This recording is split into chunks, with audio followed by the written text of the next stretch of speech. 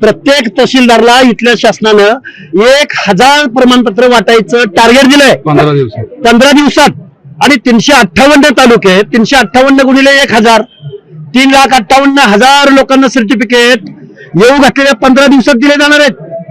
आणि परत कुळातले गावकीतले भावकीतले नातेसंबंधातले या लोकांना एका ऍफिडेव्हिटद्वारे रिझर्वेशन दिलं जाणार आहे। ओबीसी बांधवांनो जागा व्हा, एक व्हा, नेक व्हा। आपलं आरक्षण संपलंय आणि आता आपले आरक्षण या राज्यकर्त्यांनी संपवलेलं आहे। या मल्हारी मार्तंडाच्या चिरणी आज आम्ही महाराष्ट्रामधला बघा, मी परत सांगतोय, महाराष्ट्रामध्ये आज इथं मल्हारी मार्तंडाच्या समोर माळी साळी कोळी तेली हटकर धनगर सनगर वंजारी लोणारी परीट गुरव घरशी नाभिक सुतार लोहार कुंभार बेडर रामोशी हर एक 18 पगड जातीचा माणूस इथं आज सदानंदाची तळी उचलताना एकत्रित आलाय आणि आम्ही ओबीसीच्या एकतेचा हा मूलमंत्र या महाराष्ट्राला दिलाय आणि ओबीसीचा हा जगन्नाथाचा रथ या महाराष्ट्रामध्ये इथून पुढच्या कालावधीमध्ये चालू होईल।